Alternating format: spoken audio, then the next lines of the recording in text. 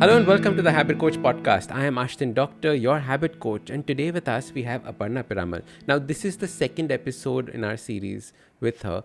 We were talking about bipolar issues in the first episode. I suggest you listen to that before listening to this one so you get an understanding and a context of where we are. Mental health is such an important aspect in our day to day lives right now. So, please do listen to this. Maybe there are people in your life who you can help or helping yourself. You hit the nail on the head. I was just thinking about this in the morning, and I was saying that all of us are nothing but, or well, our personalities, our lives are nothing but also the little traumas that have happened in our lives to get us to where we are, right? The different uh, belief systems that were built from those traumas. And the way that you've structured this out from this in these seven steps and the seven ways of looking at it, almost all of us need that. We all need friends to help us out. We all need a healthy relationship with our family, right? Whether we are bipolar or not, we all need to be each other's supportive colleagues at work. I think from if you start looking at it from that point of view, you're absolutely right. It is for all of us in that context. Yeah, I mean, people who read it actually said you shouldn't position it as a mental health book because it's wider than that. But I did want to, I did want to reach out to people who are struggling with mental health also, so that's why we focused on it. But I'd like to think it has a wider resonance, certainly. And I think we all have this. The other thing that I say, just coming back to this allies and part, is that mental health is a team sport. Hmm. It's and it's I have interviewed 75 people, mostly from my life, in this book. They've all played a role in getting me to this stage. And the thing is, Ashton, I think, I mean, at the risk of, I don't want to sound kind of in any way triumphant or anything like that, but people look at me and they might say, okay, bipolar is not so bad because she seems okay. But the fact is, it is a very difficult illness, and there are people who've had very terrible outcomes because of it, whether in terms of taking their own life, or in terms of not being able to function at work the way they would like to, or not having great relationships in their life. Hurting you know others, Sorry. hurting others as well, right? Hurting other So people, exactly. So a hmm. lot of those things have happened. And the fact is, in a way, what I'm trying to say is that if it if these things have helped me cope with something which is so potentially damaging, maybe it can help with cope with conditions which are maybe not, I would say, not common, but maybe not as serious as this is considered to be. I know for anybody who's suffering from depression, it's as bad as anything else. So I don't want to make a value judgment. Absolutely, it is. And I so love what you said about the team sport. I think that's a great way of thinking about it, Mm. because many a times we feel so alone when we are in a situation like this where we have a mental issue, and we feel that we're going to be judged by people. We feel that what if I ask for therapy, if I go to a therapist, what will people think? There's so much stigma around it. Luckily, it's changing now, but there used to be so much stigma around it as well. So as soon as you start thinking of it as a team sport, it is not just on your shoulders that your success depends on. It depends on everybody around you. And if you can create that structure around it, I think that is my key learning from our conversation right now. Yeah, and also it's kind of like saying, whose team are you on? Like, who are you supporting?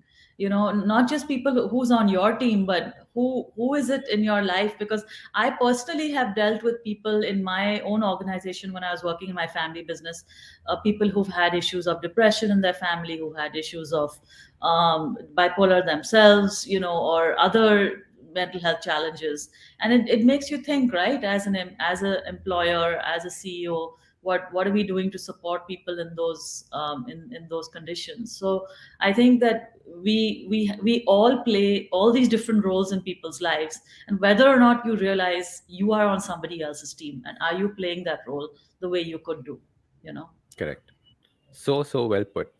Aparna, tell us about the chemicals in the chemical khichdi. What are those chemicals that do all of this to us? Yeah, so actually, that's a good question. Even though I've called the book Chemical Khichdi, there's a big mystery around what exactly happens with bipolar disorder. Only to say that the neuroscience of it is still not very well understood. But there are a few things that we know. One is that it is a highly heritable condition, the chances are, if you have it, you have a pretty high chance that you might have inherited it, which doesn't mean that you're necessarily going to pass it on to the people in your, your children or other members of your family. It just means that it might mean that they have a higher probability of getting it than the average person. That's probably what my children have, but it's not a very high probability, and it's so that is something that is to be that's something to be kind of kept in mind. Does it go Um, down from generation to the generation, or does it skip a generation?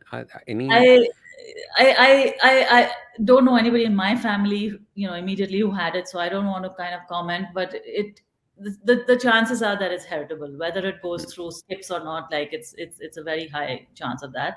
But it's triggered fair? also. It's not just the genetics. It's also the what I think. And this is again, people have speculated. It's triggered by environmental factors. So you may have the genetic basis for it, but if there is some sort of environmental factor, there's a trigger for it, then it becomes it becomes more apparent. And Correct. there are different neurotransmitters in the brain that connect the way that your brain cells connect with each other. So those there are imbalances of those neurotransmitters. So serotonin is one of them. Sometimes too high, sometimes too low. It's just a general imbalance of it. But there's still a lot of it's not very well understood. There was as recently as I think a couple of weeks ago, there was some genetic findings suggesting that there was a gene that had been located that could that we could actually identify what if this was a gene that was leading to bipolar. But there isn't, otherwise I haven't seen too much about, from the research that I've done, I haven't seen sort of too much identification of a particular gene that causes bipolar. And unless you have, let's say, a set of genes, then the drug treatment also becomes a little bit difficult, you know. Interesting. So then, Mhm. how are the drugs decided basis these chemicals? Are there set drugs that are provided, or is it dependent on patient by patient? What is?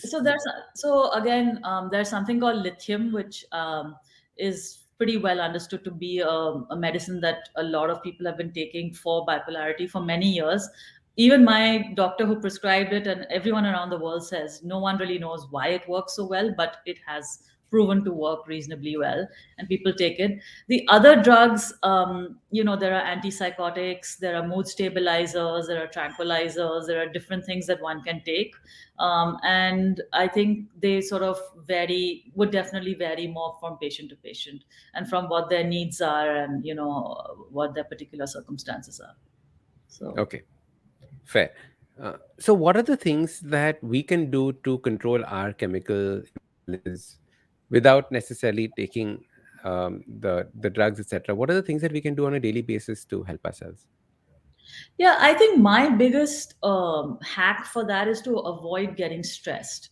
Because I think that it is a stress of any kind, whether it's psychological, emotional, physical, work related stress, really interpersonal conflict. These are the things that would lead to a state of mind in which you might start losing sleep. And when you start losing sleep, as I said, these chemical imbalances kind of kick in. That's a very, very simplified way of looking at it, but that's my sort of rule of thumb. Now, how do you avoid stress? I mean, I would ask you, Ashton, how do you avoid getting stressed?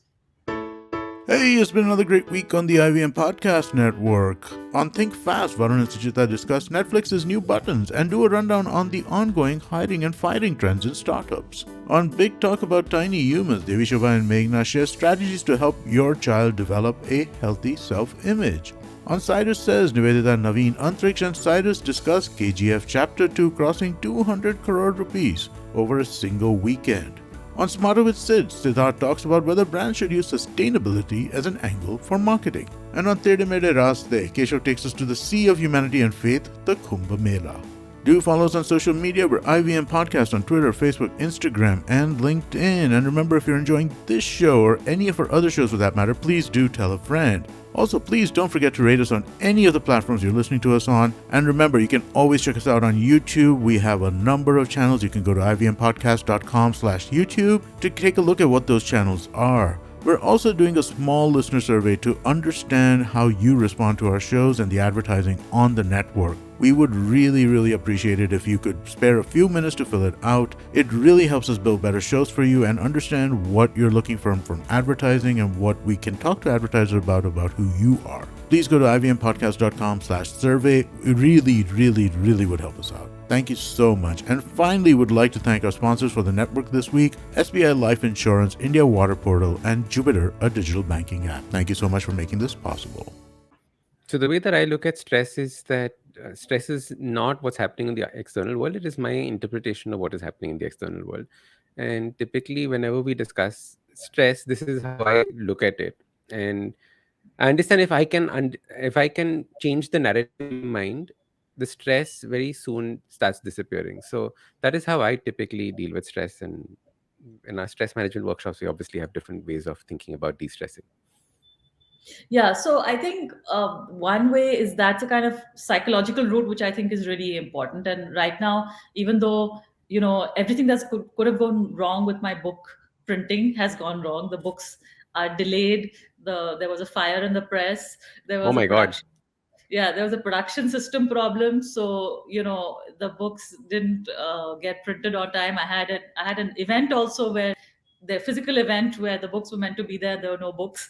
So but I'm actually pretty chilled about the whole thing, and I'm also not getting stressed about what the outcome is, because so I think part of it is philosophical, because I'm saying that I've just enjoyed this journey so much that whatever happens with the destination will sort of happen on its own. I'm just enjoying Hmm. this journey. Part of it comes from a sense of conviction that Hmm. I know that this is a much bigger mission to kind of talk about mental health and to shape the dialogue on mental health in our country, and that's like a huge mission.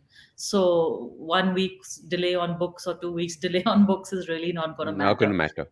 Hmm. Absolutely. And the fact that we are having these conversations, and I hope many more, is actually what's going to, be important. So that stress is not getting to me. I've even planning this huge event of hundreds of people, and, planning an event of hundreds of people is always the last time round when I did it for my book launch, I was hugely stressed. But this time round that it's a hall that's actually double the number of people, and I'm pretty slow on my invites. But I'm just like, okay, maybe it'll be a bit empty and there's COVID and who knows what will happen, and we'll all have to wear masks, and let's just see what happens, because I think it's that inner conviction of saying that this is a much bigger journey and I've just started on it. It's this is the book launch is not the destination. So that's part of the psychological makeup. But I think there are practical tools in my lifestyle also. And I think that this is critical, okay? And I wouldn't like to use the word I wouldn't like to use something very negative, but I would say that you need kind of like army like discipline to live with bipolar or a condition like this. And like I said again, bipolar is in the same category as something like schizophrenia. Okay, it's very similar drugs that are taken. It's a very similar genetic makeup, so it's in that kind of category. And this psychosis also has a lot of similarity in what I've experienced. So there's a lot of discipline. So that discipline really says that I have to monitor the pace of my day to make sure the pace is not too high. I have to monitor the rhythm of my day, and I have to monitor the boundaries of my day. So the pace, in order to monitor my pace, if today is a day which I've got a number of things going on, tomorrow I'll just keep it a little bit open. The boundaries. When I say that, I mean setting some limits on no work after dinner time, ideally. Starting or ending the day with exercise, which has not been happening lately, but I try and do that. Having dinner with the children for sure, spending time with them in the evenings. So having those boundaries which are pretty sacrosanct. And the rhythm also is just that I'm doing one thing at a time usually. Like, so if I'm teaching right now. Of course, the book launch is happening, so everything is devoted towards that. But if I'm teaching, I'm teaching. If I'm writing, I'm writing. I'm not trying to do too many things in general. Even my column is a monthly column, it's not a weekly column. So so just putting the rhythm in a way that I can manage. So I think these pace, boundary, rhythm, these are things that I really use as hacks for day-to-day life. And the other thing just to remember, for me, mental health is a garden that I attend to every day. It is not like joint pain, and it is not like a toothache. Even a toothache you can live with. However painful a toothache is, you can probably put up with it for 2 or 3 days. But if my mental health is not being attended to on a daily basis, and I think honestly that should be there for all of us, just to make us happier from inside. If you're not attending to that on a daily basis, then something is will go wrong. It's true. I was just thinking when you were talking about this that our mental health is not an acute condition. Like you said, a toothache is an acute condition. You bump your knee into the table, acute condition. It wasn't there earlier. But this is something that is an ongoing process for the rest of your life, right? And either you can grumble about that, oh my God, I have to do this for the rest of my life, or be blessed by the fact that you can do this for the rest of your life because you're going to be far better off than everybody else who's not even bothering about this, right? Yeah. Like, I'll give you a strange example about diabetes. And my dad, when he got diabetes, he was like, oh my God, my life is over and stuff like this. And I was saying, no, this is the best thing that happened to you. Now at least you'll focus on your health. Till now, you weren't, right? So there are different ways in which you can show gratitude for these things that happen. But the idea is that what is it teaching you? What is it showing you? And like you said, if you can think of your mental illness as a garden that you're tending, or just mental health, forget about having an illness. Mental health is a garden. What are the weeds that you're pulling out? What is it that you're putting in? How are you enriching the soil? All these aspects, if you start thinking about and start looking on a day-to-day basis, yeah, you're right, your life will look so different. Yeah, it's a lot of inner illumination, right? It's led me to that. It's definitely led me to that place, as you said, like which would otherwise have not happened. I mean, I could have continued working in my family's business, and maybe I don't think it's because I was bipolar that I left it. I don't think I was probably fundamentally that cut out to do it in any case. But this just made me do it. But it led to so much self examination about what makes you a better human being and a happier human being. And it's these things that start making our changes. Like if you can start understanding how to prioritize these aspects of your life, how to prioritize the relationships like we discussed earlier, you're setting yourself up for a much more fulfilled life than you would have had in any other way. Aparna, do you have any parting thoughts for people on how to start approaching mental health that we haven't discussed? Anything that we missed out that you would like to drive home to our listeners? Well, I think that this is something that you have to invest in yourself, and I think you have to be willing to grow, and you have to be open, um, and the biggest thing I would say that is, people say again this whole thing that you've been courageous. So I would say, courage is a marathon, and that marathon starts with trust. If somebody doesn't trust you to tell you about their condition, or if you don't trust someone to to tell them about what you're going through, you're never going to get really far. I actually trusted a lot of people, and that's what made me more open, and about the condition, and then I got so much help, right? And that Let me ask you a question here. One is that, firstly, did any of them betray your trust? Did you notice any No, of so that happening? I don't think anybody actually betrayed my trust, but I know that there were times when friends discussed my behavior in public with other friends, like, Hmm, "Oh, Aparna was behaving like this, or she was." I more because they couldn't understand it, like correct. they were trying to figure it out for themselves. And then once you And shared what was going on, it yeah, changed. yeah, I think that I think either then maybe somebody maybe from my family would have had a conversation with them, or explained it to them, or whatever, that these things kind of happen. Hmm. Sometimes not necessarily I always did, but somebody, me or somebody in the family, would have explained it to them. But I definitely feel that no, yeah, nobody so far that I know has not betrayed, but maybe they're saying The things point is about that me that not I to be don't. scared of it. That's why I wanted to drill it home to people, saying that it's not. Don't be scared about sharing these things and worrying about what will people judge you, etc. It's just that you're helping them understand you better. Yeah, the thing is, anyway, people are seeing that you're behaving differently, right? I mean, I Correct. live in a building, and just yesterday, Mm. We just did a event, and one of my neighbors came up to me and she said, I never knew. First, there were times when you used to kind of blank me, then there were times you were Mm. really friendly, and now Mm. I understand where you're coming from. And so I used to get those, because people, they do see you and they don't understand. So if you explain it to them, then they at least have some context, right? So I think trusting only has benefits. And also Correct. open yourself up to receive, right? I think we are all receivers also. It's not just that we're constantly just sharing our own issues. How do you make yourself trustworthy that somebody will share with you? Correct. Because that's also really important. It's a two-way street. Absolutely. Fantastic. Aparna, thank you so much for coming onto the Habit Coach podcast. How can people reach out to you? How can people get your book? How can people continue this conversation with you? Yeah, so I'm on all social media, so they can just reach me through that. What is your social media handle? So it's Aparna Piramal Raje on Instagram and on LinkedIn, and those are probably the best ones. I don't check Twitter so frequently, but the other two are That is good for your mental health, not to check Twitter more frequently. I good. think it's a Probably. fantastic skill. You probably should put it in your book. All right, Chemical Khichdi, please go read it. It's going to be fascinating to understand, not just like you said, for people who have mental health issues or are support system for them, but for everyone, and understanding where our mental health lies. Thanks. Thank you so much. Perfect. Thank you.